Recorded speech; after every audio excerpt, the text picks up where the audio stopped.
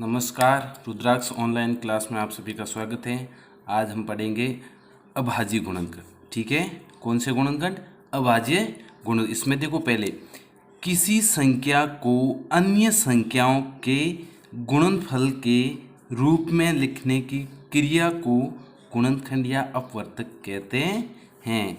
देखो, इसमें सबसे पहले है गुणनखंड किसे कहते हैं। तो इसमें किसी संख्या को अन्य संख्याओं के गुणनफल के रूप में लिखने की क्रिया, जो गुणनफल के रूप में लिखने की क्रिया होती है उसे गुणनखंड कहते हैं या अपवर्तक कहते हैं। ठीक है, अब दूसरा है, देखो, किसी संख्या का गुणनखंड उस संख्या का पूर्ण विभाजक होता है। अगर किसी भी संख्या का गुणनखंड होता है तो उस संख्या का पूर्ण विभाजक यानी उस संख्या में पूरा भाग जाता है। ठीक है, उसके बाद में तीसरा है, प्रत्येक संख्या क्या है? प्रत्येक संख्या स्वयं अपना एक गुणनखंड होती है।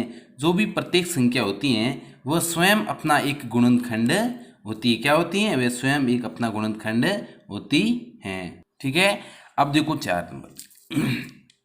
इसमें एक प्रत्येक संख्या का एक गुणनखंड होता है। क्या होता है? जो ये संख्या एक होती हैं ये प्रत्येक संख्या का गुणनखंड होता है। ठीक है, अब देखो 5 नंबर है, इसमें प्रत्येक संख्या अपने प्रत्येक गुणनखंडों का एक गुणज होता है। क्या होता है? प्रत्येक संख्या अपने प्रत्येक गुणनखंडों का एक गुणज होता है। ठीक है, अब इसमें देखो 6 नंबर है, वह संख्या, ठीक, जिसके 2 ही गुणज होते हैं। कितने गुणज होते हैं? जिसके 2 ही गुणज होते हैं वह संख्या स्वयं और एक अभाज्य संख्या कहलाती है। जिसमें 2 ही गुणनखंड हो, जैसे एक तो वो संख्या स्वयं हो जाती है। ठीक है, एक संख्या तो वो स्वयं हो जाती है और दूसरी संख्या एक हो जाती है। ये संख्या क्या कहलाती? अभाज्य संख्या कहलाती हैं। जैसे इसमें देखो 2, 3, 5, 7, 11 आदि, ये अभाज्य संख्याएं हैं। उसके बाद में देखो, जिन संख्याओं के क्या होते हैं? जिन संख्याओं के 2 से अधिक गुणनखंड होते हैं। कितने होते हैं? 2 से अधिक गुणनखंड होते हैं, वे संख्या भाज्य अथवा संयुक्त संख्याएं कहलाती हैं। जिस संख्या में 2 से अधिक गुणनखंड हो उस संख्या को भाज्य अथवा संयुक्त संख्याएं कहते हैं। ठीक है, अब इसमें देखो, जैसे 4 है, 6 है, 8 है, 9 है, 10 है, ये संख्या 2 से अधिक गुणनखंड, इसमें 2 से अधिक गुणनखंड होते हैं। उसके बाद में 7 नंबर है, देखो, संख्या 2 क्या है? संख्या 2 सबसे छोटी अभाज्य संख्या है। ये जो 2 संख्या है ना, ये सबसे छोटी अभाज्य संख्या है, जो एक सम संख्या भी है। क्या है? 2 ये है जो एक सम संख्या भी है। अन्य सभी अभाज्य संख्याएं विषम होती। क्या होती है? विषम होती हैं। देखो 8 नंबर,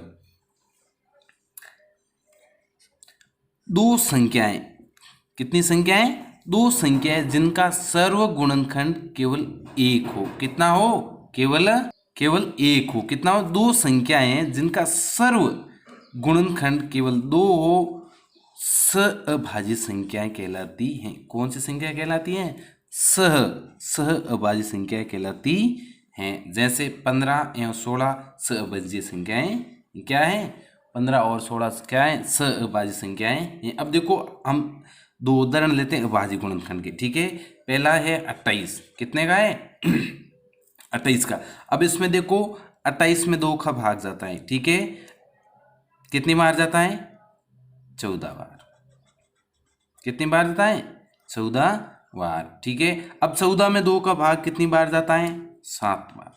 ठीक है, अब 7 में 2 का भाग जाता नहीं है, न 3 का जाता, 7 में 7 का भाग जाता है और पीछे 1 है। अब इसमें देखो, इस प्रकार क्या है? इस प्रकार 28 का अभाज्य गुणनखंड। ठीक है, अब इसमें देखो 28 है, इसमें 2 गुणा 2 गुणा 7। ठीक है, 28 में देखो 2 गुणा 2 बराबर कितने होते हैं? 4। कितने होते हैं? 4। और 4 गुणा 7, 4 और 7 में गुणा करने पर संख्याएं, ठीक है, 4 और 7 से गुणा करने पर कितना 16 तथा 28 होते हैं, तो ये अभाज्य गुणनखंड हैं। अब देखो इसमें उदाहरण दूसरा, ठीक है, यह है दूसरा उदाहरण। दूसरे में 96, 96। अब इसमें 96, ठीक है, 96 में 2 का भाग कितनी बार जाता है? 48 बार। कितनी बार जाता है? 48 बार। अब देखो इसमें 48 में 2 का भाग कितनी बार जाता है? 24 बार, ठीक है। 24 में 2 का भाग कितनी बार जाता है? 12 बार। कितनी बार जाता है?